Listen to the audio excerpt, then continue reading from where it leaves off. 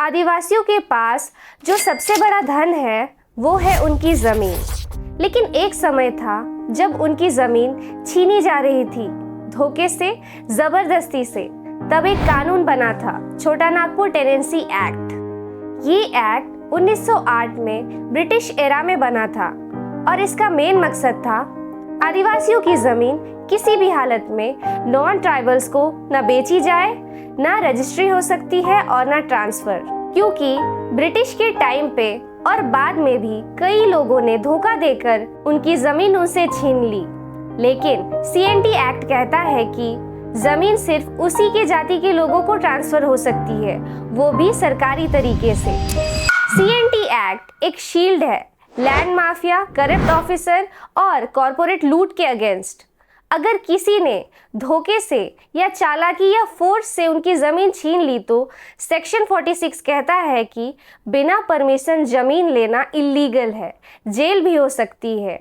और सेक्शन 71 कहता है कि अगर ज़मीन किसी भी हालत में ले ली गई है तो वापस मिलेगी कानूनी तरीके से। आदिवासियों के लिए सीएनटी एक्ट एक ढाल की तरह है, एक सुरक्षा कवच।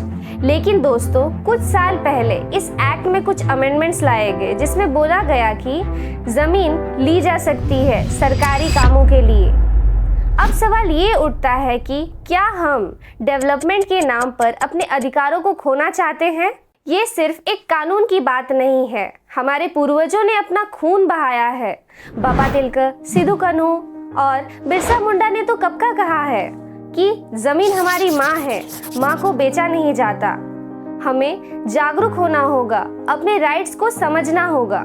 सीएनटी एक्ट सिर्फ एक कानून नहीं, ये एक अंदर से आवाज है जो कहती है मेरी जमीन मेरा हक। जमीन सिर्फ मिट्टी नहीं होती, जमीन यादों का संग्रह है, जमीन संस्कृति का गर्व है और कल के लिए एक वादा है। अगर सीएनटी एक्ट नहीं होगा तो क्या बचेगा? न जंगल, न जमीन और न हम। इस एक्ट को समझें, जानें और जिए। यही तो है हमारा असली फ्रीडम स्ट्रगल। जोहार।